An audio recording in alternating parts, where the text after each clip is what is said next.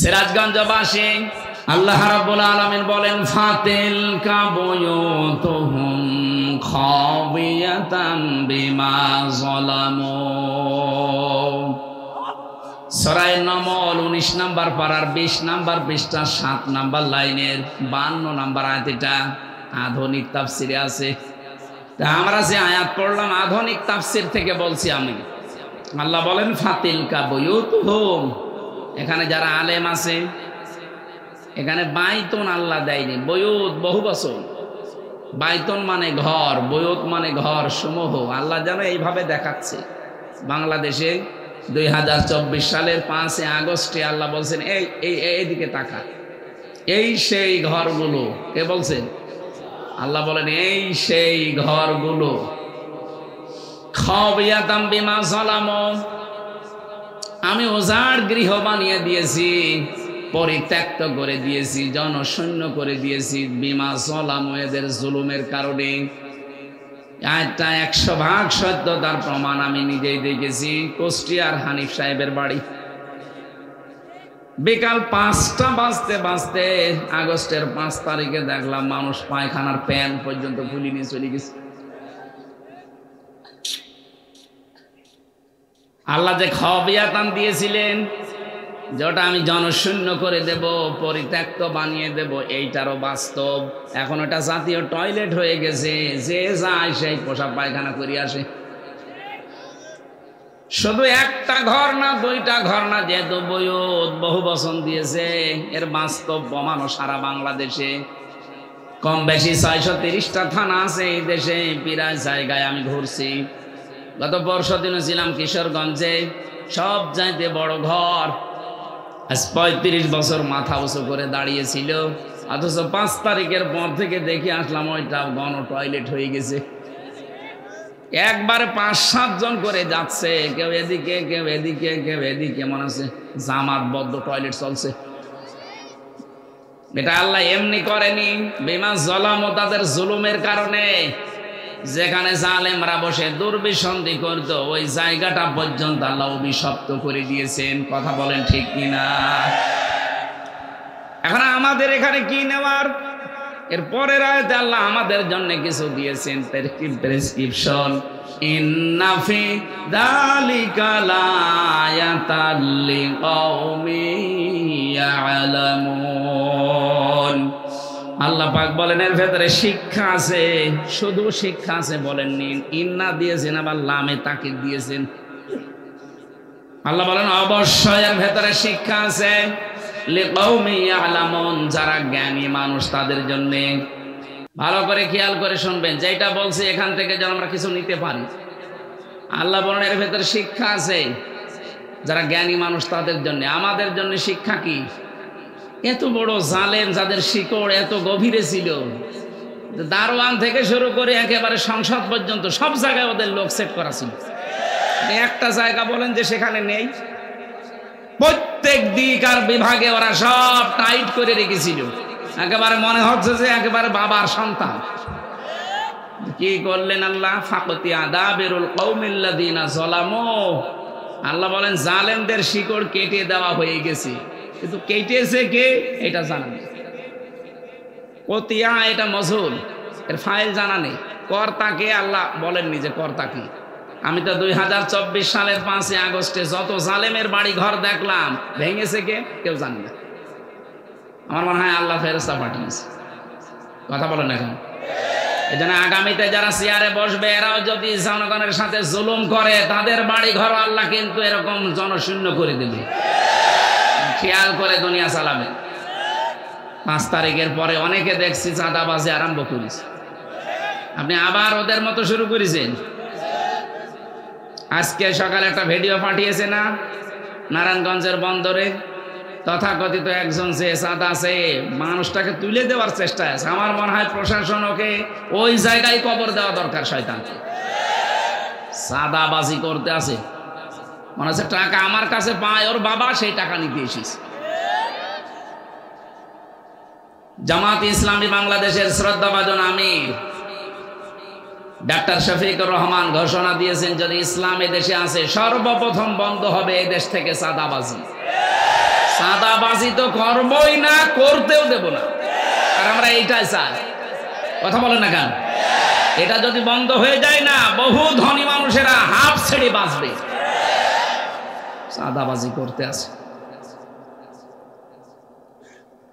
আমাদের শিক্ষা যদি নিতে আমরা ব্যর্থ হই, এত বড় শিকড় যদি আল্লাহ কেটে দিতে পারে, আমাদেরকে কেটে দেওয়া কোনো ব্যাপারই না।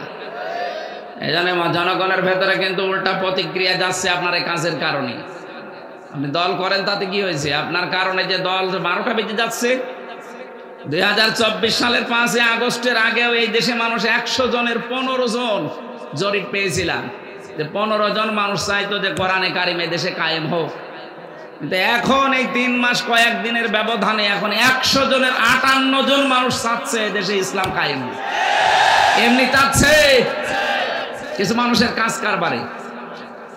এরপরও যদি আপনার চোখ না খোলে, আবার কবে খুলবে? আশা করছে আপনার চোখ খুলবে।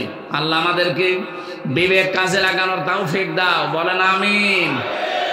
দরুদ আর সালাম পাঠের মাধ্যমে শুরু করছি সূরা নাহাল 90 নম্বর আয়াত। মাত্র একটা আয়াত পড়েছি।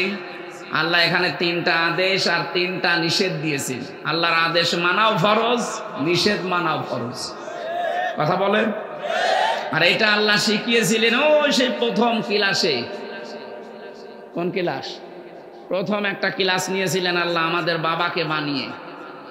ওয়াল্লামা আদামাল আসমা কুল্লাহা সুম্মা আরাদাহুম আলাল মালাইকা। আলেমদেরকে বলছি এবার আল্লাহ নিজে ক্লাস নিচ্ছেন। জায়গাটা ক্লাসরুম, জান্নাত। জায়গাটা কোথায়? ক্লাসের শিক্ষককে, ছাত্রকে, একেবারে সরাসরি নবী। আমার মতো আপনার মতো এরকম 2-1 নাম্বার ছাত্র না, একেবারে ফার্স্ট ক্লাস ছাত্র, প্রথম নবী, প্রথম মানুষ। আর শিক্ষকও যেমন তেমন না, আল্লাহ নিজে ক্লাস করাচ্ছেন। জোরে বলেন আল্লাহু আকবার। রব্বুল আলামিন বলেন, আমি আদম আলাইহিস সালামকে যত রকমের নাম আছে সব একই ক্লাসে শিখিয়ে দিলাম। আদম আলাইহিস সালামকে আল্লাহ যে ক্লাস নিলেন, এক ক্লাসেই সব কিছু শিখিয়ে দিলেন। আমরা অনেকে মনে করে এখানে আসমা বহুবচন, এসএম এর বহুবচন। এই আসমা নাম মানে আলু, পটল, ঝিঙা, বেগুন, এগুলোর নাম না। শুধু এগুলোর নাম শেখানোর জন্য অত বড় গুরুত্বপূর্ণ ক্লাস লাগে না। আপনার কি মনে হয় যে অত বড় দামি ক্লাসে আল্লাহ আলু, পটল, ঝিঙা, বেগুন এর নাম শিখিয়েছে? কি শিখিয়েছিলেন? এই দুনিয়াতে তৈরি হওয়ার পর থেকে কিয়ামত পর্যন্ত যত ন্যায় এবং যত অন্যায়, এর যে আসল বিষয়, এইগুলো আল্লাহ একই ক্লাসে শিখিয়ে দিয়েছে। যেহেতু আমাদের বাবা ক্লাস করেছেন, তার পৃষ্ঠদেশ থেকে আমরা এসেছি, এই জন্য জন্মগতভাবে আমরা ওই ক্লাসে যা যা শিখিয়েছে ওটা পেয়ে গেছি। আমরা যদি শিক্ষিত নাও হই, তাও ভালো কোনটা মন্দ কোনটা আমরা কিন্তু জানি। কখন আপনি লেখাপড়া করলেন? কখন? ওই যে একেবারে প্রথম ক্লাসে বাবা শিখেছে, ওটা জন্মগতভাবে আমরা পেয়েছি। কথা কি বোঝা গেছে? এই সমস্ত বিষয়গুলো তো আর ফেরেশতারা জানে না। এই জন্য ফেরেশতাদের সামনে যখন বিভিন্ন জিনিসকে আল্লাহ উপস্থাপন করে বললেন, এগুলোর নাম কি বলো তো, ফেরেশতারা বলতে পারে নাই। ফেরেশতারা বলেছিল, ক্বালু সুবহানাকা লা ইলমা লানা ইল্লা মা আল্লামতানা ইন্নাকা আনতাল আলিমুল হাকীম। ইয়া আল্লাহ, তুমি পবিত্র, আমরা কিচ্ছু জানি না। তুমি যতটুকু আমাদেরকে জানিয়েছো তার চাইতে বেশি আমরা কিচ্ছু জানি না। ও বাংলার মানুষেরা, কি শিখেছিলেন ওই ক্লাসে? ওই ক্লাসের কিছু কিছু কথা আজকের তেলাওয়াতকৃত আয়াতে আল্লাহ আমাদেরকে আবার নতুন ভাবে জানাচ্ছেন। বৈষম্য বিরোধী ছাত্র আন্দোলনে 9টা যে দফা ছিল, তার 3টা দফা ছিল এই আয়াতের প্রথম 3টা শব্দ। তারা বলেছিল ওয়ান জাস্টিস, আমরা বিচারপতি নিজেই, আমরাই বিচারক। আল্লাহ বলেন, আমি এইটা, ইন্নাল্লাহা ইয়া'মুরু বিল আদলি, অবশ্যই আমি আল্লাহ আদেশ করছি তোমাদেরকে তোমরা ন্যায় বিচার কায়েম করো। বৈষম্য বিরোধী ছাত্র আন্দোলনের প্রথম এইটাই ছিল, আমরা ন্যায় বিচার কায়েম করতে চাই। কথা বলেন না কেন? যত রকমের বৈষম্য হয়ে আছে সব যেন দূর হয়ে ন্যায় বিচার কায়েম হয়। নিজের দলের লোক জেলে গেলে অপরাধ করে 2 দিন পরে বের হয়ে যায়, বিরোধী দলের কেউ গেলে বের হওয়া দূরের কথা, কিয়ামতের আগে হবে না। এই বৈষম্য দূর করে ন্যায় বিচার কায়েমের জন্যই কিন্তু এই আন্দোলন হয়েছিল। 2 নম্বরে মানবতার জন্য আল্লাহ দ্বিতীয় শব্দ এইটাই দিয়েছেন, আল ইহসান।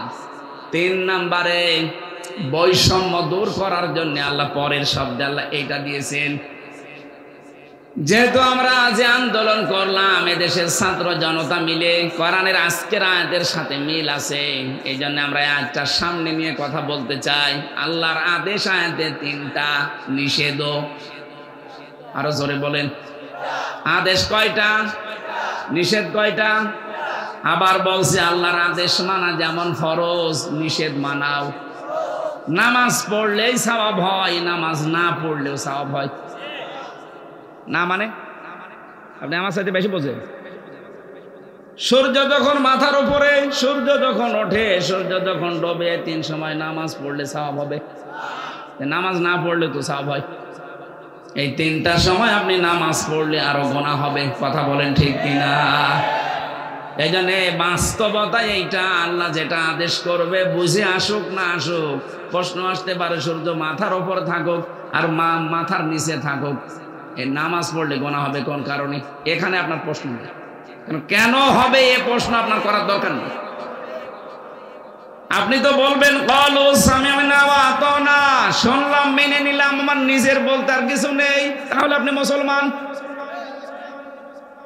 এই যে সিলমুন আর সালমুন এই শব্দ 2টা কোরআনে আছে, সিনের উপরে জবর দিয়ে পড়লে হয় সালমুন, এর বাংলা অর্থ শান্তি।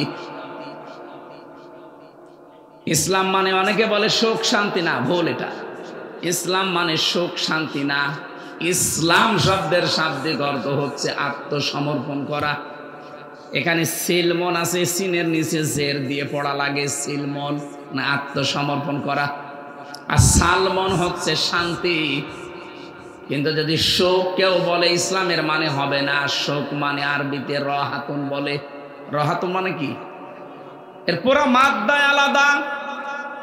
হ্যাঁ, আপনি এতটুকু বলতে পারেন সেলমন সালমন এই শব্দগুলো যেখান থেকে একেবারে উৎপত্তি হয়ে আসে, আমি যেটা এখান থেকে বোঝানোর জন্য নিয়েছি, আপনাকে আত্মসমর্পণ করা লাগবে, তাহলে আপনি ইসলাম ধর্মে আছেন, আপনি মুসলিম। আর যদি শোনার পরে কাফেরদের মতো বলেন ক্বালু সামি'না ওয়া আসাইনা, শুনলাম কিন্তু মানতে পারলাম না, এটা আমার বিবেকে ধরে না, এটা আমার নিজের জ্ঞানে ধরে না, এজন্য আমি মানতে পারলাম না, আপনি কাফের।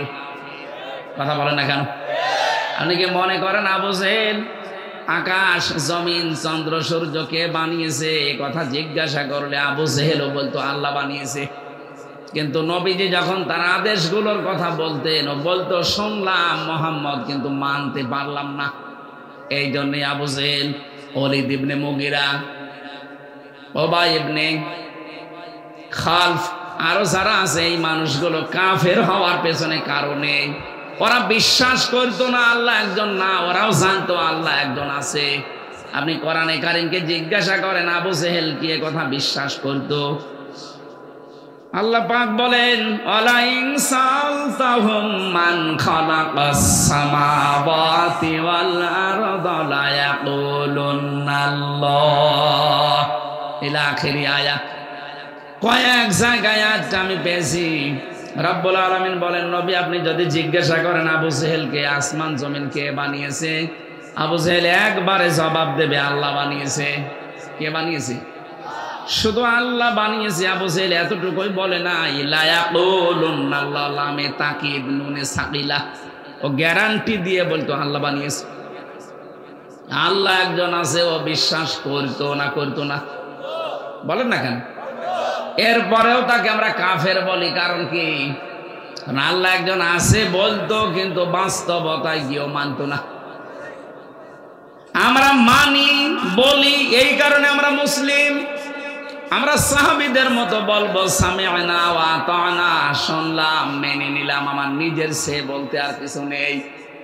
কাফেররা এইটা করে না, ওরা বলতে শুনলাম কিন্তু আমার জ্ঞানে ধরে না, মানলাম না। বলেন নাউজুবিল্লাহ। এই আয়াত অনুযায়ী বাংলাদেশে আমরা ৯৬% মুসলমান নামে, বাস্তবতা আমি দেখি অধিকাংশ নামধারী মুসলমান সবই ওই আবু জাহেলের মতোই। এদের কাছেও বলবে শুনলাম, কিন্তু এ তো আমার বিবেকে আমার জ্ঞানের কাছে মিলতে চাই না, আমি মানলাম না। এই জন্য সেই মানুষগুলো আমরা এখানে উপস্থিত হয়েছি আজকে শোনার পরে আল্লাহর আদেশ যেমন মনে মনে করবেন যে এটা ফরজ আমার জন্য, কোনো প্রশ্ন নেই। নিষেধ যেটা শুনবেন তিনটা, ওইটাও মনে করবেন এটা নামাজের মতো, রোজার মতো ফরজ। কি বলেন? আমি যেমন বললাম নামাজ পড়লেও সওয়াব হয়, নামাজ না পড়লে সওয়াব হয়। রোজা রাখলেও সওয়াব হবে, রোজা না রাখলেও সওয়াব হবে। 2 ঈদের দিন আর কোরবানির পরে 3 দিন, এই 5টা দিন বছরে আল্লাহর ছুটির দিন, জিয়াফতের দিন, দাওয়াতের দিন। কেউ যদি জোর করে এই 5 দিনও রোজা রাখে ওটা হারাম। কথা বলেন না কেন? প্রত্যেকটা ইবাদতই ঠিক এইভাবেই করা আছে, করলেও সওয়াব হয়, না করলেও সওয়াব হয়। আল্লাহর আদেশ যেখানে যেইটা, নিষেধ যেখানে যেইটা, এইটা জানার পরে মেনে নেওয়া, বিরত থাকা, এইটার নাম আসলে ইবাদত। আমরা তেলাওয়াত করেছিলাম সূরা নাহাল 90 নাম্বার আয়াত। 128টা আয়াত আছে এই সূরাতে, মাত্র একটা আয়াত পড়েছি। নাহাল শব্দটা কোরআনে কারিমের এই সূরার ভেতরে আছে। তাফসীরুল কোরআন মাহফিলে কথা বলতে হলে কয়েকটা জিনিস সামনে নিয়ে আসা লাগে। শুদ্ধ তেলাওয়াত, মাতৃভাষায় অর্থ আমরা করব ইনশাআল্লাহ। 3 নম্বরে শানে নজুল বলা লাগে, ঐতিহাসিক প্রেক্ষাপট। 4 নম্বরে ব্যাখ্যা দেওয়া লাগে। 5 নম্বরে শিক্ষা নিয়ে বাড়ি যাওয়া লাগে। এই 5টা আমরা নেব না ইনশাআল্লাহ। আমরা তেলাওয়াত যেহেতু শুদ্ধভাবেই করেছি, যারা যারা পেরেছেন পড়েছেন, আপনার আমল নামায় অলরেডি এক এক অক্ষরে 10টা করে নেকি হয়ে গেছে। যারা এই বাংলাদেশে অনেকে ছড়ায় যে কোরআন না বুঝে পড়লে সওয়াব হবে না, ওরা ভ্রান্ত ধারণায় আছেন। কোরআন বুঝে পড়েন আর না বুঝে পড়েন, প্রতিটি অক্ষরে আপনি 10টা নেকি পাবেনই। কিন্তু কোরআন যে উদ্দেশ্যে নাজিল হয়েছিল ওই উদ্দেশ্য পারপাস আদায় হবে না, এটার জন্য আপনার আলাদা গুনাহ হবে। কি কথা বুঝতেছেন? কারণ কোরআন আপনার কাছে যে 6টা জিনিস চাই, তার ভেতরে একটা আছে পড়তে হবে, এটা নাই দিলেন, এখনো তো 5টা আছে। এই 5টার ভেতরে 3 নম্বরে বেশি কোরআন শুধু পড়লে হবে না, এটা আবার আপনাকে বুঝতে হবে। আফালা ইয়াতাদাব্বারুনাল কোরআন, কি হয়েছে তোমাদের? আমার কোরআন নিয়ে কেন চিন্তা ভাবনা করো না? এটার কাছে কেন আসতে চাও না? এটা বুঝতে চাও না? ওয়ালাকাদ ইয়াসসারনাল কোরআনা লিযিকরি ফাহাল মিন মুদ্দাকির, আমি এই কোরআন সহজ করে দিয়েছি উপদেশের জন্য, এরপরেও কি কেউ নেই উপদেশ নেওয়ার জন্য? আপনি যদি নাই বোঝেন তাহলে উপদেশ নিতে পারবেন, এই জন্য এটা বুঝতে হবে। কিন্তু এই কথা ঠিক না যে কোরআন শরীফ পড়লে না বুঝে তাহলে সওয়াব হবে না। সওয়াব হবে, কিন্তু সওয়াব দিয়ে করবেন কি? আপনার যে উদ্দেশ্যে কোরআন নাজিল হয়েছে ওর উদ্দেশ্যের পারপাস আদায় হতে হলে এটাকে আপনাকে বুঝতে হবে, বুঝে প্র্যাকটিক্যাল লাইফে মিলাতে হবে। আমার কথা বোঝা গেছে? আল্লাহ রাব্বুল আলামিন। এবার আমরা বাংলা তেলাওয়াত যারা করেছিলাম আরবিতে, আমাদের মাতৃভাষায় অর্থ করছি। ইন্নাল্লাহা, অবশ্যই আল্লাহ, ইয়া'মুরু, আদেশ দিয়েছেন, বিল আদলি, 1 নম্বরে তোমরা দুনিয়ায় ন্যায় বিচার করবা। 1ম নম্বরে আল্লাহর এটা আদেশ। কেউ যদি এখন মনে করে দুনিয়ার লাইনে যাচ্ছে, কে বলেছে আপনাকে দুনিয়ার লাইন? কিয়ামতের ওই কঠিন ময়দানে কোন নামাজিকে, কোন রোজাদারকে, কোন পর্দাশীলকে আল্লাহ আরশের ছায়ায় স্থান দেবেন? নবীজি বলেননি? সর্বপ্রথম যার নাম দিয়েছেন তার নাম আল ইমামুল আদিল, ন্যায় বিচারক বাদশাহ। এই দুনিয়াতে যে জায়গায় আছি আমরা, এখানে যদি সত্যি ন্যায় বিচার কায়েম করতে পারি, কিয়ামতে ওই কঠিন ময়দানে আরশের ছায়ায় আপনি স্থান পাবেন। এটা দুনিয়ার বিষয় হয় কি করে? এটা যদি দুনিয়ার সাথে শুধু সম্পৃক্ত, শেষ, আখেরাতের সাথে নেই, তাহলে বলতাম না। আর নবীজিও এই হাদিসের ব্যাখ্যায় প্রথম ন্যায় বিচার আনতেন না। এমন কোরআন আল্লাহ আমাদেরকে দিয়েছেন সূরা আনাম ৮ নাম্বার পারার ১ম নাম্বার পৃষ্ঠার ১২ নাম্বার লাইনের ১১৫ নম্বর আয়াতে আছে ওয়াতাম্মাত কালিমাতু রাব্বিকা সিদকাও ওয়া আদলা লা মুবাদদিলা লিকালিমাতিহি ওয়া হুয়াস সামিউল আলিম। বলেন আল্লাহু আকবার। রব্বুল আলামিন বলেন এই কালামের ভেতরে যত কথা দিয়েছি প্রত্যেকটা কথা সত্য কথা, এর ভেতরে কোনো মিথ্যার লেশ নেই। লা ইয়াতিহিল বাতিলু মিন বাইনি ইয়াদাইহি ওয়ালা মিন খালফি তানজিলুম মিন হাকিমিন হামিদ। এর ডান থেকে বাম থেকে উপর থেকে নিচ থেকে কোনো বাতিল মিথ্যা প্রবেশ করার অধিকার নেই। এই জন্য আমি গ্যারান্টি দিতে পারি ৪৫০০ ধর্মের লোক এখন দুনিয়ায় আছে, এই একটাই ধর্মীয় গ্রন্থ আছে যেটা অথেন্টিক। কম্পিউটারের ভেতরে K1 সুপার কম্পিউটারের ভেতরে আমেরিকা একবার ৪৫০০০ ধর্মীয় গ্রন্থ একটা একটা করে দিয়েছিল খ্রিস্টানরা। প্রত্যেকটার ভেতরে কিছু না কিছু ভুল আছে, উলট পালট আছে। কম্পিউটারের স্ক্রিনে লেখা উঠেছে, কোরআন শরীফ দেওয়ার পরে জানিয়েছে এর ভেতরে ভুল তো নেই, সন্দেহের অবকাশ নেই। এই জন্য আমরা গ্যারান্টি দেই। পৃথিবীর অন্যান্য জাতির লোকেরা আপনাদেরকে আমরা জোর করে মুসলমান বানাতে চাই না, হতেও বলি না, কারণ আমাদের ধর্মে লা ইকরাহা ফিদ্দিন, জোর জবরদস্তি নেই, আছে বাড়াবাড়ি নেই। আপনাকে শুধু আমরা আহ্বান জানাবো, বিবেক তো আপনার আছে, কোরআনের কাছে একটু আসেন, একটু বুঝে বুঝে পড়েন, দেখবেন আপনার বিবেক কি বলে। জেল থেকে বের হওয়ার পরে আমি যশোরে এক অধ্যাপক কলেজের BCS ক্যাডার লোকটা, হিন্দু স্যারকে বললাম, স্যার আপনাকে ইসলাম গ্রহণ করা লাগবে না, শুধু আপনি আমাদের এই ধর্মীয় গ্রন্থটা একটু পড়বেন বুঝে বুঝে। 3 মাস আপনাকে সময় দিলাম, যা মনে লাগে তাই করবেন। ও বেটা 3 মাস পরে দেখি কোরআন বুঝে পড়েও মুসলমান হয়ে গেছে।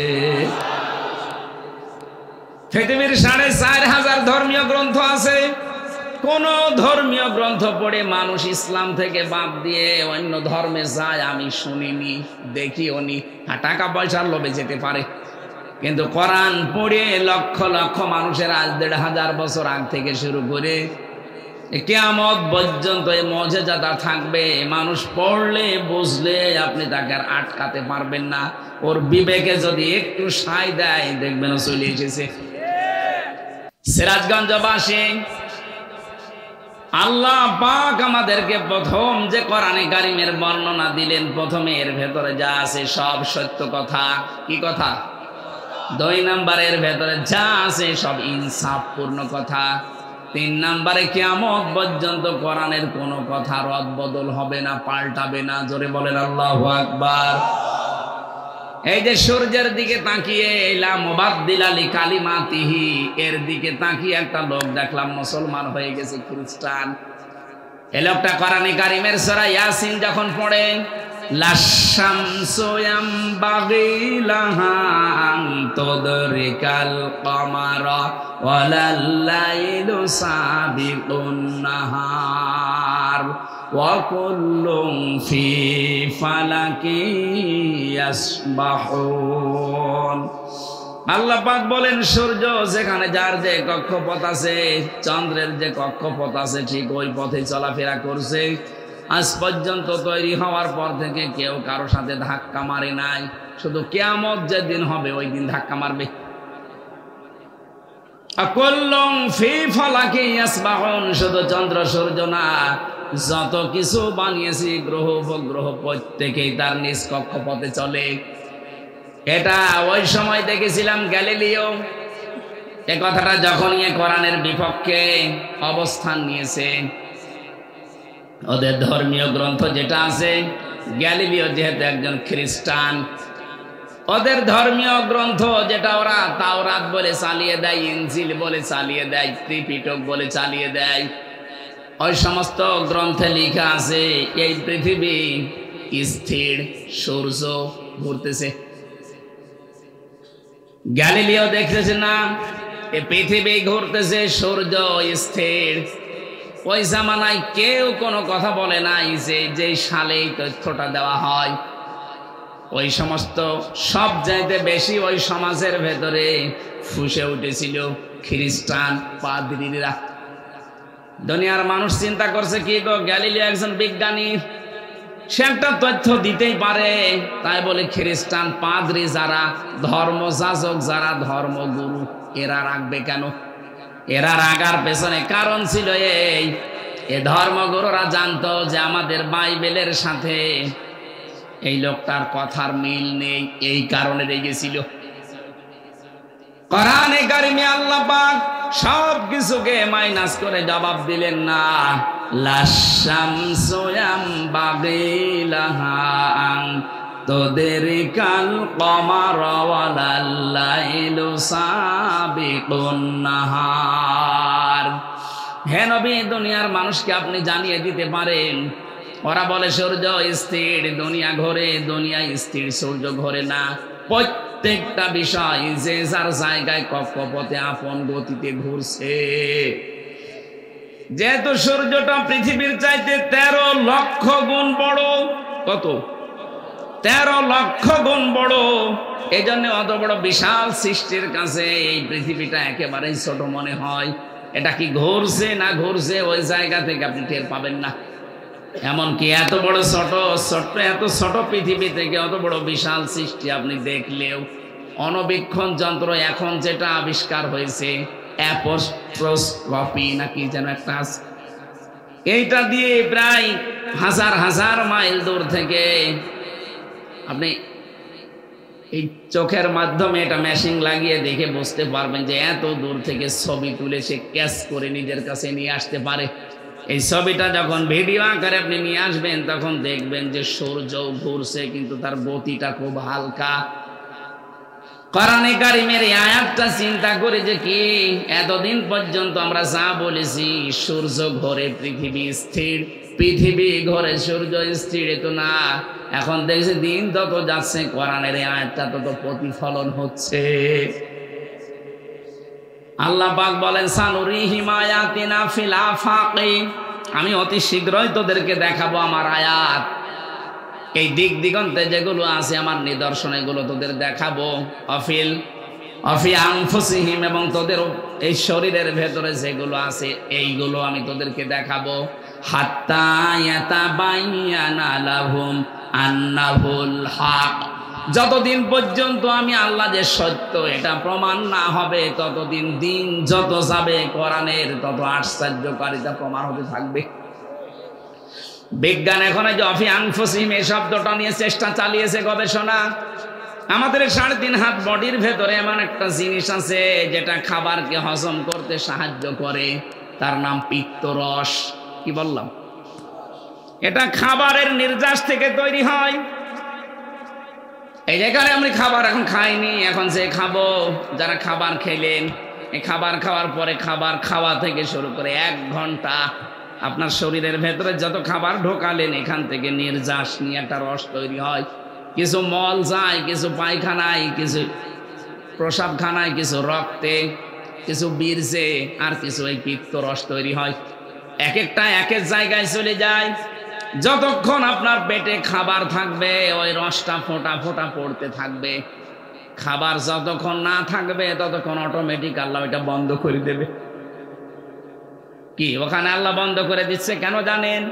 সূরা বনী ইসরাঈলের 27-28 নাম্বার আয়াতে আল্লাহ এই তথ্যটা দিয়েছেন, ইন্নাল মুবাদ্দিরিনা কানু ইখওয়ানাশ শায়াতিন ওয়া কানাশ শাইতানু লিরাব্বিহি কাফুরা।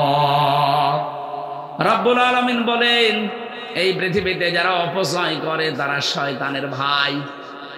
দুনিয়ায় এমন কোন গুনার নাম বলেন তো যে গুনাহ করলে মানুষ শয়তানের ভাই হয়ে যায়? বলেন, আমি পাইনি।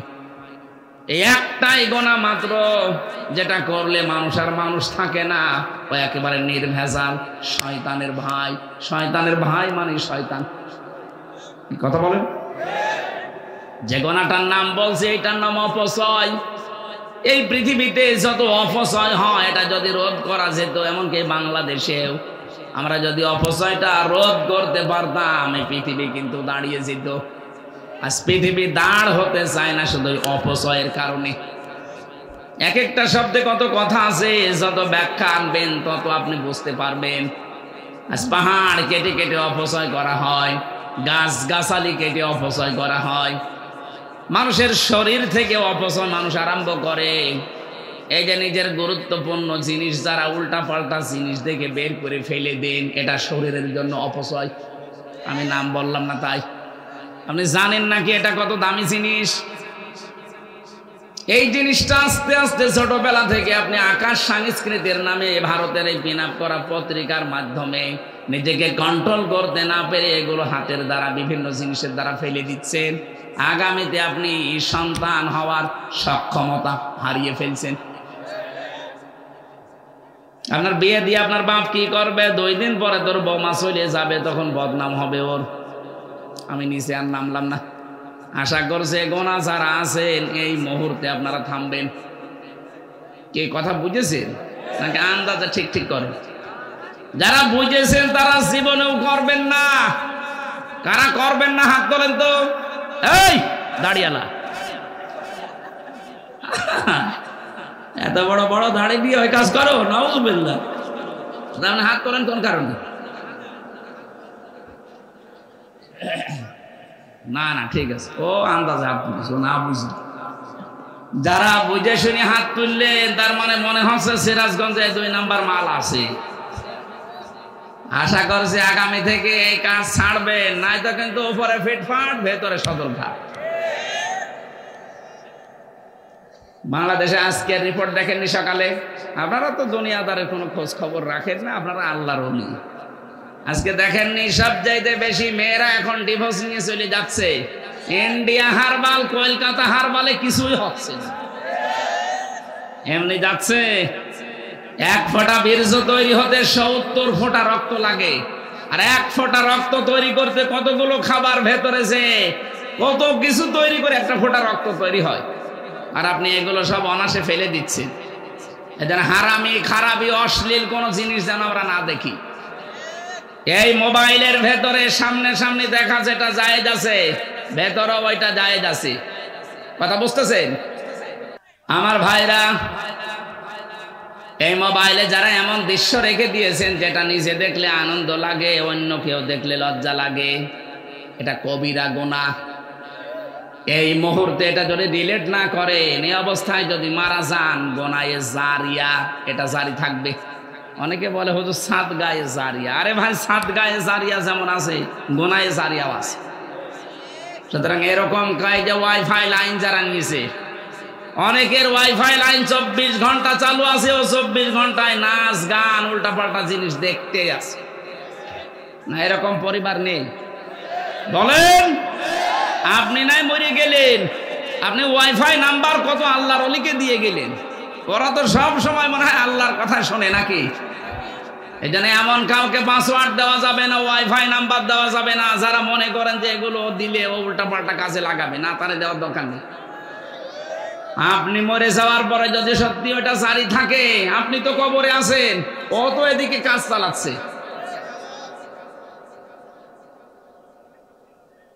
যতদিন পর্যন্ত ও দেখবে উলঙ্গ অর্ধ উলঙ্গ সিনেমা নাটক হবে, থিয়েটার, ও আবার কাউকে দেবে সে দেখবে, ও আবার কাউকে দেবে সে দেখবে, কিয়ামত পর্যন্ত যদি চলতে থাকে তো কিয়ামত পর্যন্ত আপনার শাস্তি দ্বিগুণ হতে থাকবে। এরকম কাজে যারা আছেন থামা যাবে না ইনশাআল্লাহ। আমার ভাইরা, অপচয় জনে রোধ করা লাগবে আমাদের, পরিবার থেকে শুরু করে একেবারে সারা জীবনের যে আন্তর্জাতিক আছে জীবন, প্রত্যেকটি জায়গায় অপচয় যেন না হয়।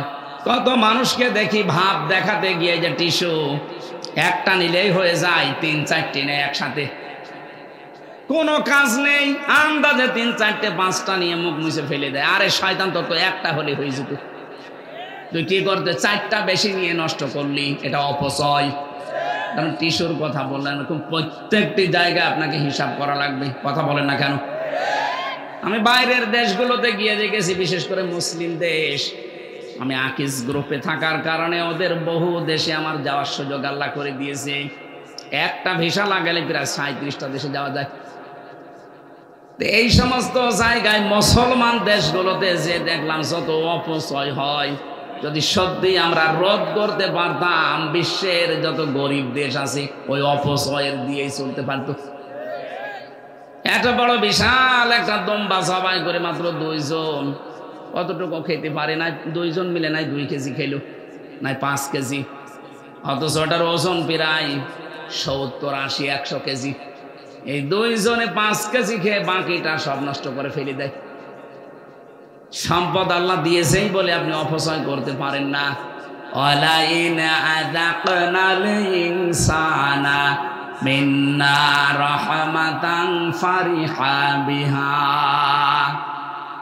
ওয়ালাইন আযাকনাল ইনসানা, আল্লাহ পাক বলেন এই পৃথিবীর ময়দানে আমি যাকে সম্পদ দেই, এই সম্পদগুলো যদি উল্টা পাল্টা কোনো কাজে লাগাই, আমি কিন্তু ওই মানুষটাকে ওই পাপের শাস্তি দুনিয়ায় দিয়ে তারপরে মরণ দেই।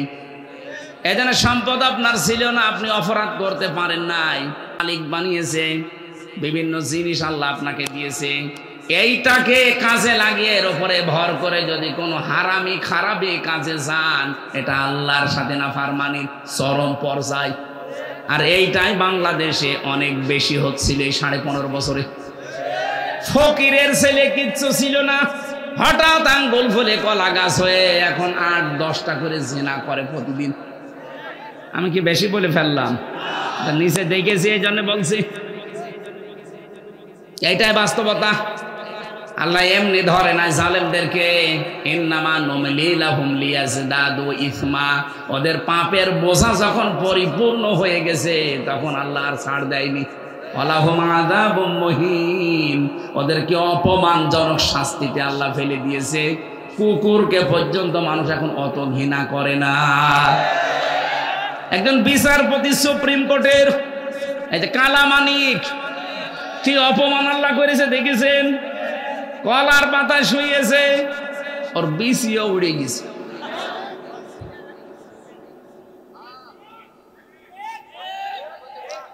আমি যেটা আয়াত পড়েছিলাম মুবাসসিরিন, যে মানুষগুলো পৃথিবীতে অপচয় করে, আল্লাহ কিন্তু শুধু ফতোয়া দিয়ে শেষ করেননি। আল্লাহ বলেন আমি যেটা বলি ওইটা বাস্তবে করে দেখাই। এই জন্য তোদের শরীরের ভেতরেও যা অর্গান দিয়েছি, যত যন্ত্রপাতি দিয়েছি, একটাও অপচয় আমি করি না। এত বড় কঠিন জিনিসকে খাবার থাকলে পড়বে, খাবার না থাকলে অটোমেটিক বন্ধ হয়ে যাবে। আমি সে অপচয়কারী না, এটা তার প্রমাণ। এই প্রমাণগুলো মানুষ যখন দেখবে তাদের ঈমান যেন বেড়ে যায়। এই জন্য কোরআনে কারিমের এই বর্ণনার সাথে যখন মিলে যায়, যার সাথে যে মেলে আমি দেখেছি, এই যে টনি বেলেওয়ারের শালিকা লরেন বুথ, এই মহিলা ইরানের তেহরান বিমানবন্দরে এসেছিল, কোরআনে ভুল ধরবে। এক মুসলমানকে ডাক দিয়ে বলছেন, ইয়া ব্রাদার এদিকে আসেন, আমি ইসলাম কবুল করব না, গ্রহণ করব না, আমি ইসলাম মানব না, কিন্তু ইসলাম আমি জানতে চাই, কি পড়লে ইসলাম অথেন্টিক ভাবে জানা যাবে ওইটা দিন। মুসলমান কোরআনের তাফসীর তুলে দিয়েছে। লরেন বুথ বলে আমি 3টা বছর একাধারে কোরআনে কারিমকে পড়েছি, একেবারে পড়ার মতো, আমাদের মতো আনাকুম জানাকুম পড়া না, পড়ার মতো পড়েছি। 53 জায়গায় লাল দাগ দিয়েছে। সাংবাদিকরা জিজ্ঞাসা করছে, আপনি একজন খ্রিস্টান, আপনি এত বড় শিক্ষিত একজন মেয়ে, অনার্স মাস্টার্স করা, পিএইচডি করা, আর আপনি একজন মুসলমান হয়ে গেলেন, আপনার নিজের ধর্ম খ্রিস্টান, এটা তো তামাম দুনিয়ায় এখন 1 নম্বরে আছে। খ্রিস্টান সবচাইতে পৃথিবীতে বেশি, 257টা রাষ্ট্র আছে দুনিয়ায়, সবচাইতে বেশি মানুষ খ্রিস্টান ধর্মে বাস করে। তারপরে আমরা 200 কোটি, আর ওরা 250 কোটি। লরেন বুথ বলেছে, সাংবাদিক ভাইরা, আমি কিন্তু কোরআনে ভুল ধরার জন্যই আমেরিকা থেকে এসেছিলাম। এই ইরানের তেহরান বিমানবন্দরে নেমে মুসলমানের কাছে আমি কোরআন নিয়ে, হাদিস নিয়ে পড়তে পড়তে 3টা বছর কাটিয়েছি। ওরা আমাকে টাকা পয়সা দিয়ে পাঠিয়েছিল আমার খ্রিস্টান ধর্ম প্রচার করতে। আমি দেখলাম ধর্ম প্রচারের আগে দেখি যাদের কাছে প্রচার করব ওদের ধর্মীয় গ্রন্থটা পড়ি। কোরআনে কারিম পড়তে পড়তে 53 জায়গায় লাল দাগ দিয়েছি, এই তো ধরা পড়েছে ভুল। আল্লাহর ইশারা আছে, আয়াতে ভুল ধরি দেখি ওই আয়াতের পরে ওর স্বভাব আল্লাহ 1500 বছর আগে দিয়ে দিয়েছে। আমি আর নিজেকে কন্ট্রোল করতে পারি না, আমি এখন বাপদাদার ধর্মই ছেড়ে দিয়েছি। লরেন বোথের নাম শুনেছেন না?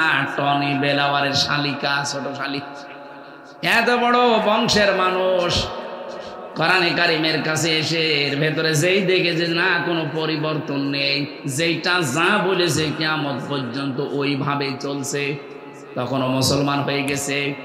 আমরা যে নাহাল পড়লাম, এই নাহালের ভেতরে এই তথ্যটা আছে। উনি এখানেও লাল দাগ দিয়েছিলেন, 68 নাম্বার আয়াত সূরা নাহালের। আল্লাহ পাক বলেন, ওয়াউহা রাব্বুকা ইলান নাহালি আনিত্তাখিযি মিনাল জিবালি বুয়ুতাও ওয়া মিনাশ শাজারি ওয়া মিম্মা ইয়ারিশুন। আল্লাহ পাক বলেন, হে নবী আপনি একটু লক্ষ্য করেন না কেন, আমি কিন্তু মৌমাছির উপরে ওহী দিয়েছিলাম একবার। কয়বার বলেন বলেন? মৌমাছিকে আমি একটা মাত্র ওহী করেছি যে 3টা জায়গায় তোমরা জীবন যাপনের জন্য ঘর বাঁধবা।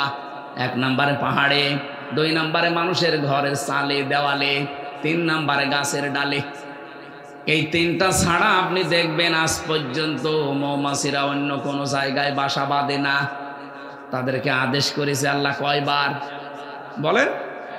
কিয়ামত পর্যন্ত একটা আদেশই মেনে চলছে। লরেন বুথ বলেছে, আমি এখানে লাল দাগ দিয়েছিলাম এই কারণে, কি গো, সারা পৃথিবীর বিভিন্ন দেশে বিভিন্ন রকমের মৌচাক পাওয়া যায়। আমাদের দেশে তো এই সমস্ত জায়গায় বেশিরভাগ হয় গাছের ডালে অথবা ঘরের চালে, নাকি? দেশে পাহাড় এরকম নেই, হ্যাঁ পাহাড়ি এলাকায় আবার পাবেন। কিন্তু আমি যেখানে পাহাড় দেখেছি, এই যে নেপালে, এরপরে এই যে ভ্যালোরে গিয়েছিলাম, বড় বড় পাহাড়ে উঠে দেখি কালো কালো মধুর শাক। ওদের মধু আবার কালো, ওদের যৌবন ঠিক রাখার জন্য এগুলো বিশ্বে ব্যবহার করা হয়। বিভিন্ন রকমের মধু আল্লাহ দিয়েছেন, কিন্তু বাসা ওই 3টা জায়গায়, হয় পাহাড়ে, নাই গাছের ডালে, নাই মানুষের ঘরের চালে ছাদে কার্নিশে। আল্লাহর একটা আদেশ পেয়ে যদি ওরা শেষ 1500 বছর না কিয়ামত পর্যন্ত মেনে চলবে, আরো চলছে, তা আমাদেরকে আল্লাহ মানুষ হিসাবে বানিয়ে আদেশ দিয়েছেন এই কোরআনে 500 কয়টা? তার ভেতরে আজকের তেলাওয়াত কিন্তু আয়াতে আছে 6টা। 3টা আদেশ, 3টা নিষেধ। ওরা যদি একটা আদেশ পেয়ে নিরবিচ্ছিন্ন ভাবে মেনে চলতে পারে, আমরা এই আদেশগুলো পেয়ে এখন থেকে মানতে পারবো না। আরো জোরে বলেন। আল্লাহ 1 নম্বরে যার নাম দিয়েছেন তার নাম হচ্ছে আদল। নাম কি? আরো জোরে বলেন। আদল কি করে? মানুষ খায় না বিক্রি করে? এর বাংলা অর্থ হচ্ছে আদল মানে ন্যায় বিচার কায়েম করো। এটা আল্লাহর নির্দেশ। যেই কোরআনে আকিমিস সালাত আছে, আতুজ যাকাত আছে, নামাজ পড়ো, নামাজ কায়েম করো, যাকাত দাও, সেই কোরআনে আল্লাহ বলছেন বিল আদলি, ন্যায় বিচার কায়েম করো। এটা আজ নেই, এই জন্যই তো মানবতা ভুলণ্ঠিত। কথা বলেন ঠিক কিনা? যে সমস্ত দেশগুলো উন্নত, ওখানেও আমরা দেখেছি ন্যায় বিচার। সিঙ্গাপুরে গিয়েছিলাম, না ন্যায় বিচার নেই। ওরা মানুষের কথা শুনে আন্দাজে বিচার করে মানুষকে বিপদে ফেলে দেয়। যদি সত্যি ন্যায় বিচার থাকতো, বিশ্ব নবী মুহাম্মদ রাসূলুল্লাহ নিজের এই 23 বছরের জীবনে যেটা দেখিয়েছিলেন, ন্যায় বিচার কারে বলে, কেমন করে করা লাগে, এটা যদি সত্যি বাংলাদেশে আমরা দেখতে পেতাম, আমাদের 56,000 বর্গ মাইল মিনি জান্নাত হয়ে যেত। এখানে আমি আলেমদেরকে একটা তথ্য বলছি, পৃথিবীর যত নবীকে আল্লাহ পাক দিয়েছিলেন ইনসাফ, কি বললাম? নিসফন থেকে শব্দটা এসেছে ইনসাফ। ইনসাফ মানে অর্ধেক, নিসফন মানে কি? অর্ধেক না? যত নবী আল্লাহ পাঠালেন প্রতিটি নবীকে আল্লাহ ইনসাফ দিয়েছিলেন। এজন্য তাদের কাছে কোনো বিচার আসলে তারা কিন্তু ভাগ করে দিত। সুলাইমান নবী আলাইহিস সালামের জামানায় এসেছিল একজন বাচ্চা নিয়ে 2 জন মহিলা, সবাই বলে আমার ছেলে, আমার ছেলে। সুলাইমান নবী বললেন, ঠিক আছে, ছেলে কার আমি তো জানি না, আর এখন তো ডিএনএ টেস্ট করে বলা যায়। ওই সময় তো ওই মেশিন ছিল না। কাজ করে তোমরা একটা ছুরি নিয়ে এসে আমাকে দাও, আমি 2 ভাগ করে সমান করে কেটে 2 জনকে দিয়ে দেই। যেটা নকল মা ওইটা বলছে ঠিক আছে তাই করেন, আর যেটা আসল মা বলছে না ছেলে দরকার ওকে দিয়ে দেন অন্তত বেঁচে থাক। সুলাইমান নবী বুঝলেন এর আসল মাকে। এরকম যত নবী আল্লাহ পাঠিয়েছিলেন প্রতিটি নবীকে আল্লাহ দিয়েছেন শুধু ইনসাফ। কি বলেন না কেন? আর আমাদের নবী মুহাম্মদ রাসূলুল্লাহকে আল্লাহ শুধু ইনসাফ দেয়নি, সাথে সাথে আদল দিয়েছেন। আদল মানে নবীজি শুধু নবুয়ত পাওয়ার পর থেকেই ন্যায় পরায়ণ ছিলেন তা না, উনি নবুয়ত পাওয়ার আগেই ন্যায় পরায়ণ, নবুয়ত পাওয়ার আগেই উনি সত্যবাদী। এই দুইটা বিষয় উনি নবুয়ত পাওয়ার আগেই ছিল। বিশ্বনবী মুহাম্মদ রাসূলুল্লাহর স্ত্রী খাদিজাতুল কুবরাকে আল্লাহ জান্নাত দেবে শুধু সত্যবাদিতার ন্যায় পরায়ণতার কারণে। এ মহিলার পুরা জীবনী পড়ে দেখবেন উনি কিন্তু এক ওয়াক্ত নামাজ পড়েননি, রোজা রাখেননি, হজ করেননি, কারণ এগুলোর বিধান সব নাজিল হয়েছিল ওনার ইন্তেকালের পর। কথা বুঝতেছেন? এই মহিলা কোনোদিন নামাজ পড়েনি, রোজা রাখেনি, হজ করেনি, তারপরও তার জন্য আল্লাহ আলাদাভাবে একটা জান্নাতে ঘর বানিয়ে রেখেছেন। জিবরাইলকে দিয়ে আল্লাহ জানিয়েছিলেন, হে ফেরেশতা আমার নবী মুহাম্মদ রাসূলুল্লাহকে সংবাদ দিয়ে দিন তার স্ত্রী বড় যেটা খাদিজাতুল কুবরা রাদিয়াল্লাহু তাআলা আনহা, তার জন্য আমি আল্লাহ জান্নাতে আলাদা একটা বিল্ডিং বানিয়ে রেখেছি। এটা বানিয়ে আল্লাহ সংবাদ দিয়েছিলেন। আর ফেরাউনের স্ত্রী হযরতে আসিয়া রাদিয়াল্লাহু তাআলা আনহা বাস আলাইহিস সালাম, ওনার জন্য আল্লাহ জান্নাতে ঘর বানাননি, উনি নিজে জান্নাতে ঘর চেয়ে নিয়েছিলেন। তিনি বলেছিলেন ইদে ক্বালাত রাব্বি বিনিলি ইনদাকা বাইতান ফিল জান্নাতি ওয়া নাজ্জিনি মিন ফিরআউনা ওয়া আমালিহি ওয়া নাজ্জিনি মিনাল কওমিজ জালিমিন। আল্লাহ তুমি আমার এই জুলুম অত্যাচার দেখে জান্নাত পাঠিয়ে দিয়েছো না, তুমি আমাকে জান্নাতের ভেতর একটা ঘর বানিয়ে দাও যেখানে বসে বসে তোমার মতো মালিককে দেখা যায়। জোরে বলুন সুবহানাল্লাহ। এই দুই মহিলার পুরো জীবনী আমি পড়ে দেখেছি তাফসীর থেকে। একজন জান্নাতে ঘর চেয়ে নিয়েছিলেন, আর একজনকে আল্লাহ ঘর বানিয়ে সংবাদ পাঠিয়েছেন। দুইজনেই স্বামীর কারণে, দুইজনেই। একজনকে স্বামী অত্যাচার করেছিল, আর একজনকে স্বামী ভালোবাসা দিয়েছিল। আমাদের নবী মুহাম্মদ রাসূলুল্লাহ এই পৃথিবীতে সবচেয়ে বেশি ভালোবাসা দিয়েছেন তার নিজের স্ত্রীকে। কথা বলে না কেন? এই জন্য নবীজি মাঝে মাঝে বলতেন আমার কাছে তিনটা জিনিস প্রিয়, একটা স্ত্রী কিন্তু আমার নিজেরটা। প্রথমটা কি বলেন বলেন বলেন? স্ত্রী বলার পরে শেষ করেননি, বলেছেন আমার নিজেরটা। জাওজাতি, আমার নিজের স্ত্রী আমার কাছে পছন্দ, আমাদের কাছেও স্ত্রী পছন্দ, কিন্তু নিজেরটা বাদ দিয়ে অন্যেরটা। কে দাদা? কি? হ্যাঁ,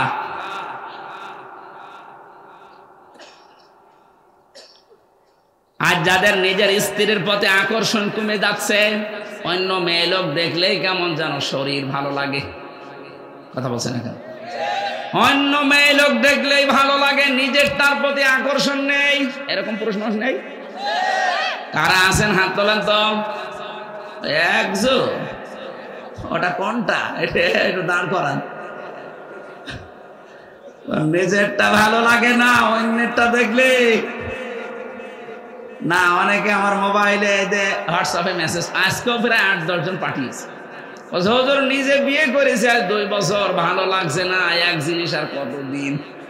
আরে শয়তান, তোর এক জিনিস যদি কতদিন এই কথা হয়, তোর স্ত্রী তো বলবে যে ওই এক জিনিস আর কতদিন। আমিও তাহলে অন্য জায়গায় লাইন করি না। এটা একটা রোগ, এই রোগের ঔষধ আছে 2টা। কয়টা? এখানে যাদের এরকম রোগ আছে আপনি হয়তো হাত তুললেন না লজ্জায়, কিন্তু আমি আছে জানি। নিজের স্ত্রী ভালো লাগছে না, আকর্ষণ কমে যাচ্ছে দিন দিন, দেখলেই খারাপ লাগে। অন্যেরটা যাই হোক দেখলে ভালো লাগে।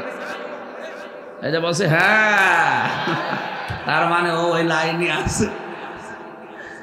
এই রোগে যারা রোগী এখানে আছেন তো, হ্যাঁ, আমি 2টা ঔষধ বলছি কোরআন থেকে, যদি 15 দিন মানতে পারেন নিজের স্ত্রীর প্রতি চাহিদা বাড়বে।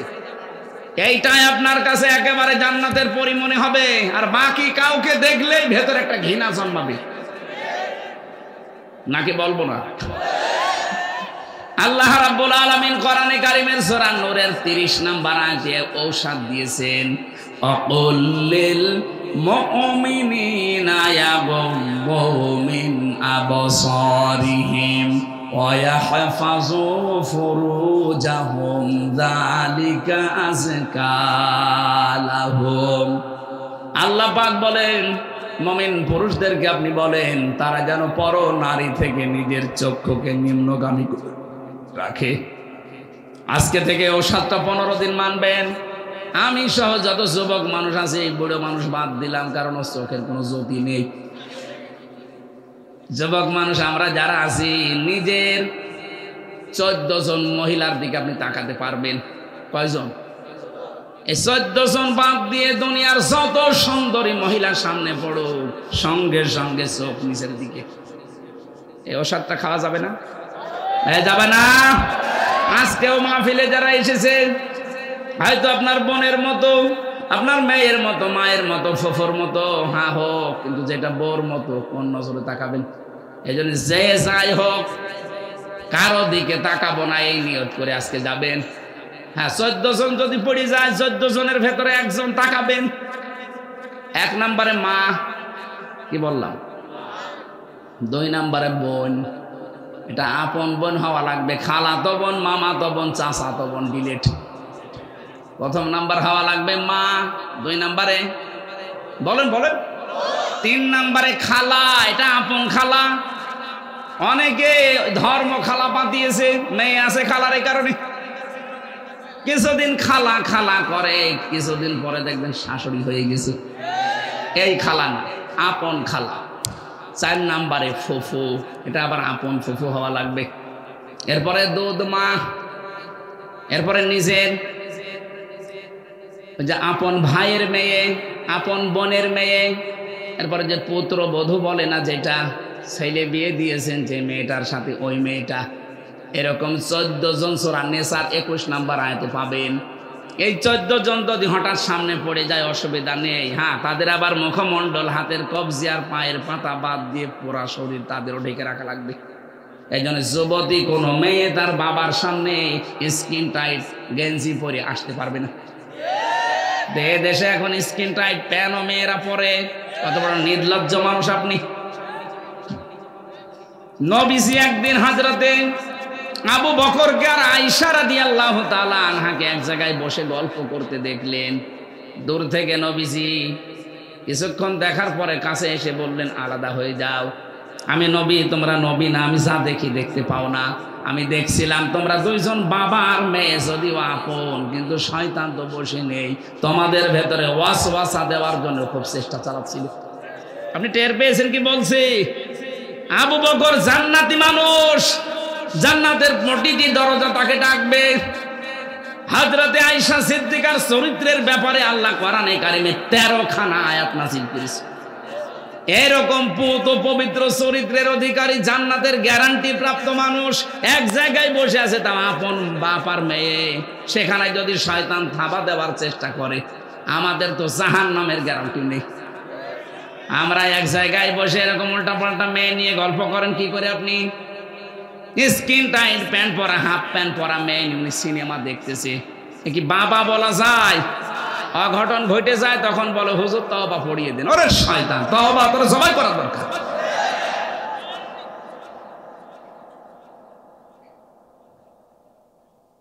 যে কথাটা বলার জন্য পর্যন্ত আসলাম, প্রথম ঔষধ আজকে থেকে চক্ষু নিম্নগামী করা লাগবে। 2 নম্বরে লজ্জা স্থানের হেফাজত করা লাগবে। ইল্লা আলা আজওয়াজিহিম আও মা মালাকাত আইমানুহুম ফাইন্নাহুম গায়রু মালুমিন। কোরআনে বহু জায়গায় আজটা আমি পেয়েছি, কিন্তু আগে আমি ভালো বুঝতাম না। এখন তাফসিরগুলো সব মিলিয়ে দেখলাম আল্লাহ গুরুত্বপূর্ণ একটা তথ্য এখানে দিয়েছেন। আমাদের যে চোখের জিনা, মনের জিনা থামতে চায় না। আজ বেশি হয় আমাদের মনের জিনা আর চোখের জিনা। এই দুইটা থেকে আমরা যারা আজ নিজেকে বাঁচাতে পারি না, এই আয়াতটা সবচেয়ে কার্যকারী ভূমিকা পালন করবে যদি মেনে নিতে পারেন।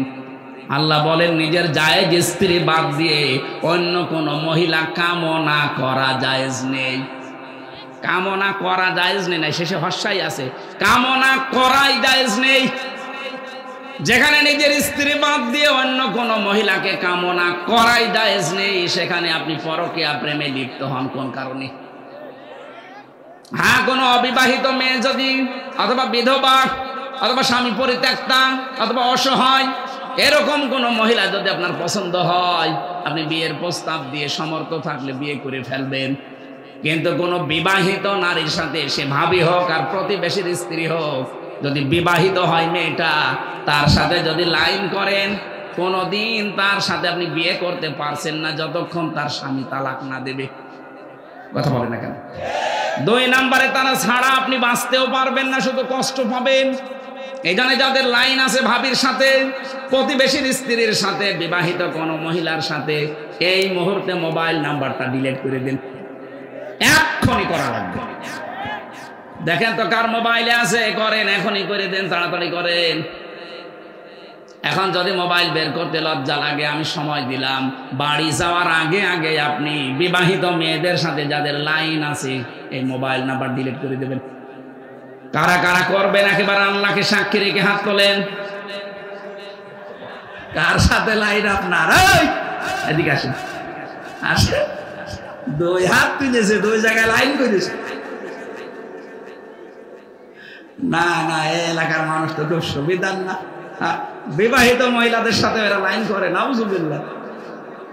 অবিবাহিত মানুষের সাথে লাইন মাইন করে বিয়ে করে ফেলে, তাই বলে আপনি এই কাজ করবেন না। ও যখন হাত তুলেছে আমি জানি ওর লাইন আছে, ও যেন বাড়ি যাওয়ার আগে এই নাম্বারগুলো ডিলিট করে দেয় আর ব্লক মেরে দেয়, জীবনের জন্য ওই মহিলা, ওই ভাবি, ওই বিবাহিত মহিলা, প্রতিবেশী কল দিতে না পারে। আপনি একটু 15 দিন একটু কন্ট্রোল করেন নিজেকে, 15টা দিন দেখবেন আপনার শরীরের ভেতরে, মনের ভেতরে একটা অনির্বচন সুখ আল্লাহ আপনাকে দান করবে। কি বললাম শব্দটা? অনির্বচন সুখ, বাংলা এটা। এটার বাস্তব হচ্ছে যে পাখি অথবা মুরগি, পাখি দেখেননি, মুরগি, এরা যখন নিজের বাচ্চাকে সেভ করে, নিজের পালকগুলো, পরগুলো একটার সাথে আর একটা এভাবে লাগিয়ে দেয়। সিল অথবা কাকে যখন ছো মারবে শত্রু থেকে বাঁচাতে, পাখিটা এভাবে শাট করার পরে ডাউন করে দেয়। বাচ্চাগুলোর নিচে যে একটা কিচির মিচির আওয়াজ দেয়, এটাকে বাংলায় বলা হয় অনির্বচন সুখ। আপনি 15 দিন এই 2টা ঔষধ খেয়ে দেখেন, আল্লাহর কসম আপনাকে মনের ভেতর একটা আলাদা শান্তি আল্লাহ দেবে। অন্যের স্ত্রীর প্রতি আপনার চাহিদা নষ্ট হয়ে যাবে, নিজের বউর প্রতি চাহিদা, আকর্ষণ আল্লাহ নিজে বাড়িয়ে দেবে। কারণ নিজের স্ত্রীর কেউ যদি হাত চেপে ধরে, সারাদিনে যে সগীরা গুনাহগুলো হয় সবগুলো আল্লাহ হাতের ভেতরে জড়িয়ে দেয়। আর অন্যের স্ত্রীর হাত চেপে ধরলে সারাদিন যদি গুনাহ নাও হয়, কবিরা গুনাহ শুরু হয়। কথা বলে না কেন? খাদিজাতুল কুবরার কথা বলছিলাম। এই মহিলা তার স্বামীর ভালোবাসা পেয়ে স্বামীকে সাহায্য করার কারণে আল্লাহ পাক জান্নাতে ঘর বানিয়েছেন। আর একজন মহিলা স্বামীর অত্যাচার, জুলুম, নির্যাতনের স্টিম রোলার সহ্য করার পরে জান্নাতে ঘর চেয়েছেন। 2টাই স্বামী কেন্দ্রিক। তারা কিন্তু নামাজ পড়ে, রোজা রেখে, হজ করে, যাকাত দিয়ে জান্নাত পেয়েছে না, আমি পাইনি। খাদিজার জীবনে বললাম না, নামাজে 1 ওয়াক্ত পড়েননি, রোজাও রাখেননি, যাকাতও দেননি, হজও করেননি, কারণ উনি মরে যাওয়ার পরে বিধানগুলো নাজিল হয়েছে। অথচ ওনাকে আল্লাহ জান্নাতে ঘর বানিয়ে দুনিয়ায় পাঠিয়েছেন সুসংবাদ। একটাই কারণ, উনি জন্ম থেকে শুরু করে উনি ন্যায় বিচারক ছিলেন, ন্যায় নিষ্ঠাবান ছিলেন, আর সত্যবাদী ছিলেন। তাহলে কত গুরুত্বপূর্ণ এই শব্দটা আপনি টের পাচ্ছেন? আল্লাহ প্রথম আদেশে এটা দিয়েছে, দুনিয়ার মানুষেরা আমি আদেশ দিলাম তোমরা ন্যায় বিচার করবে। এখন আদল শব্দটা কি? মামানাল আদান লগাতানা সারহান। আদল প্রধানত তাফসীরের ভাষা দিয়ে বলছি 3 প্রকার। 1 নম্বরে আদল আল্লাহর সাথে করবেন, 2 নম্বরে আদল রাসূলের সাথে করবেন, 3 নম্বরে আদল সৃষ্টি জগতের সাথে করবেন। প্রশ্ন আসতে পারে, আল্লাহর সাথে আদল কি বেশি হয়ে গেল নাকি? 1.5 ঘন্টা হয়ে গেছে। আর আমার আবার বাসা লাগবে না, আজকে 3টা চলছে, 1.5 ঘন্টা করে হলেও বলেন কত ঘন্টা, আমার সব গলা পারবে? সুবহানাল্লাহ আলহামদুলিল্লাহ লা ইলাহা ইল্লাল্লাহ, সুবহানাল্লাহ আলহামদুলিল্লাহ লা ইলাহা ইল্লাল্লাহ মুহাম্মাদুর রাসূলুল্লাহ। জেলে যাওয়ার পরে আমি একটা বিষয় এই 3 বছরে অনুধাবন করেছিলাম, এই যে স্বামী স্ত্রীর যে সম্পর্কটা, এটার অবনতি, আর এর কারণে কত মানুষের জীবন যে নষ্ট হয়ে যাচ্ছে, নারী হোক আর পুরুষ। বহু মহিলা জেলে আছে শুধু স্বামীর সাথে গন্ডগোল, এই ঠোকামুখি। আর বহু স্বামী তো আমার সাথেই ছিল, খুব বড় বড় অপরাধ না, কি হয়েছে এই ছোটখাটো সাংসারিক বিষয় নিয়ে একটু গন্ডগোল হওয়ার পরে স্ত্রীকে হয়তো সংশোধনের জন্য একটা থাপ্পড় দিয়েছে, ও ছাতা মরে গেছে। এখন যে জল্লাদের দায়িত্বে আছে ইলিয়াস, আগে ছিল তো শাহজাহান জল্লাদ, এখন দায়িত্ব পেয়েছে ইলিয়াস কেন্দ্রীয় কারাগারে। ও ফাঁসি দেয় মানুষকে। ও একদিন এসে দুঃখ করছিল, হামজা ভাই আজ আমি ফাঁসির আসামি, সেখান থেকে আমার যাবজ্জীবন জেল, 30 বছর থাকা লাগবে, অথচ আমার মামলাটা একেবারে হালকা মামলা। আমি 17 বছর ছিলাম সৌদি আরবে।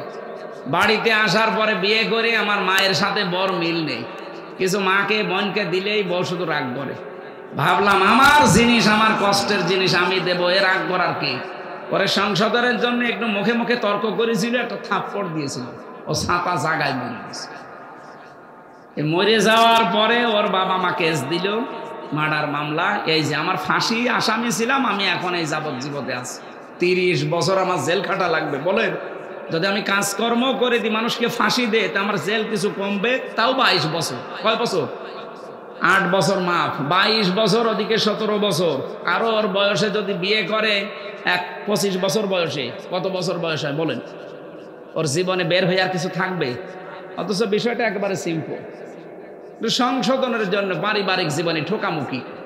এজন্য এই চিন্তা ভাবনা নিয়ে পড়া কোরআন থেকে মানুষ যেগুলোর দ্বারা অশান্তিতে আছে, আমি একটা বই লিখেছি, নারীর জন্য একটা, পুরুষের জন্য একটা, দাম্পত্য সমস্যার সমাধান এবং তার নিরসন কি করে আপনি করবেন এই দুনিয়াতে। এখানে আছে কিনা জানি না, যদি থাকে গাড়িতে যাওয়ার সময়, হ্যাঁ এই যে মঞ্চে নিয়ে এসেছে ড্রাইভার, এখান থেকে অবশ্যই স্ত্রীকে নিয়ে যেয়ে দেবেন, আর স্ত্রীরা স্বামীকে নিয়ে দেবেন, পড়াবেন। আমি আশা করছি এই 120 পৃষ্ঠা জেলে আমার লেখা সার্থক হবে, যদি 5টা পরিবারও বেঁচে যায়। বহু মানুষকে দেখলাম বিনা কারণে জেল খাটতেছে, খালি এই কারণে। আমরা একটু নিজেরা সংশোধন হব, বইটা পড়বেন, আমারও লেখা সার্থক হবে ভাই। বহু কষ্ট করে ওখানে চুরি চুরি করে লেখা, কারণ খাতা দেয় না, কলম দেয় না, কিছু পেলেই নিয়ে যায়। এত কষ্ট করে শুধু টুকে রেখেছিলাম, বাইরে এসে লিখে এখন আপনাদের দিয়েছি। যাওয়ার সময় এই স্টেজে আছে কয়টা নিয়েছি। আদল হচ্ছে আল্লাহর সাথে আদল হবে 500টা। কয়টা? তাফসীর করতে গেলে যে সময় লাগে না, এই কারণে। আল্লাহর সাথে কেউ যদি আদল করতে চায়, এই পুরা কোরআন শরীফ এগুলো সাজানো আছে, আমরা নোট করে করে নিয়েছি তাফসীর থেকে। 500টা আদল আপনাকে করা লাগবে। 2 নম্বরে রাসূলের সাথে আদল 3টা, আর সৃষ্টি জগতের সাথে আদল 1টা। 504টা আদল আছে শুধু আইন, দাল, লাম, আদলুন শব্দের ভেতরে। কিয়ামত পর্যন্ত যদি কোরআনে কারিমের ব্যাখ্যা মানুষ করেই যায়, তাও এর হক আদায় হবে না। এত কথা এক একটা শব্দে আল্লাহ লুকিয়ে রেখেছে। জোরে বলেন আল্লাহু আকবার। 2 নম্বরের শব্দটা আগে বলি, ওয়াল ইহসান, তোমরা ন্যায় বিচার করবা, এরপরে ভালো ব্যবহার করবা। এখন ভালো ব্যবহার আপনি শুরু করবেন কাকে দিয়ে? নবী যে আয়াতের ব্যাখ্যায় দিয়েছে, 1 নাম্বার তোর ভালো ব্যবহার পাবে তোর মা, এরপরে কে? তোর মা, এরপরে কে? তোর মা, এরপরে কে? তোর বাবা। তাহলে প্রথমে ভালো ব্যবহার পাওয়ার হকদার আপনার মা বাবা, এরপরে ওয়াল আকরাবিন, নিকটবর্তী যারা, আমার নিকটে সবচাইতে বেশি কাছে থাকে আমার স্ত্রী। তাহলে মা বাবার পরে ভালো ব্যবহার পাওয়ার হকদার কে? এরপরে সন্তানাদি, এরপরে আশপাশের লোকজন, এরপরে এর দূরের লোকজন। স্যার 35 নাম্বার 36 নাম্বার আয়াতে আল্লাহ এই তথ্যগুলো দিয়েছেন। আমি মনে হয় কথা আর বাড়াতে চাচ্ছি না, আপনাদেরও অনেকক্ষণ হয়ে গেছে। আগামী থেকে কোন জায়গায় আসলে আরো বিস্তারিত কথা বলবো ইনশাআল্লাহ। আল্লাহুম্মা আমিন। রব্বানা আতিনা ফিদ দুনিয়া হাসানা ওয়া ফিল আখিরাতি হাসানা ওয়া কিনা আযাবান নার ওয়া আদখিলনাল জান্নাতা মাআল আবরার ইয়া আজিজ ইয়া গফফার ইয়া রাব্বাল আলামিন। আল্লাহ তাআলা সিরাজগঞ্জ জেলার দিকে তাকাও, সদর থানায় হাজারো মানুষ আমরা এই রাতের বেলা রাত 11:30 বেজে গেছে কোরআনে কারিমের কথাগুলো শুনছিলাম। যেভাবেই শুনেছি আল্লাহ তুমি মেনে চলার তৌফিক দাও।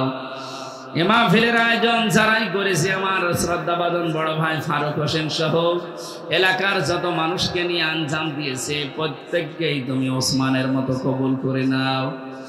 সওয়াবগুলো নবীজির রওজায় পৌঁছিয়ে দাও। দুনিয়ার মাটির নিচে যারা ঈমান নিয়ে ঘুমিয়ে গেছে এদেরকে ক্ষমা করে দাও। মা বাপ যারা হারিয়ে ফেলেছে আল্লাহ আমাদের মা বাপকে এই মুহূর্তে কবরে জান্নাত দিয়ে দাও। মা বাবা যাদের বেঁচে আছে ভালো ব্যবহার করার তৌফিক দাও। রব্বানা হাব লানা মিন আজওয়াজিনা ওয়া যুররিয়াতিনা কুররাতা আয়ুনি ওয়াজআলনা লিল মুত্তাকিনা ইমামা। আল্লাহ তাআলা জালেমের জেলখানায় 3টা বছর বন্দী অবস্থায় থেকে আমি অসুস্থ হয়ে পড়েছি। তোমার কুদরতের খাতায় আমি আহ্বান জানাই আল্লাহ আমাকে আগের অবস্থায় ফিরিয়ে দাও, আমাকে আবার সুস্থতায় ফিরিয়ে দাও। আমার কণ্ঠটা তুমি ভিক্ষা দাও। মা বোনদেরকে তুমি কবুল করো, আয়েশার মতো খাদিজার মতো বানিয়ে দাও। স্বামী সংসারে যাদের অশান্তি আছে আল্লাহ মেহেরবানি করে শান্তি দান করো। মাহফিলের সম্মানিত সভাপতি, প্রধান অতিথি, বিশেষ অতিথি যত আলেম এসেছে আল্লাহ তাআলা আলেমদেরকে তুমি আলেম হিসাবে মঞ্জুর করে নাও। কখন কার কাছে আজরাইল চলে আসে জানি না। আল্লাহ তাআলা আমরা যেন পড়তে পারি শেষ কথা লা ইলাহা ইল্লাল্লাহ মুহাম্মাদুর রাসূলুল্লাহ। আসসালামু আলাইকুম।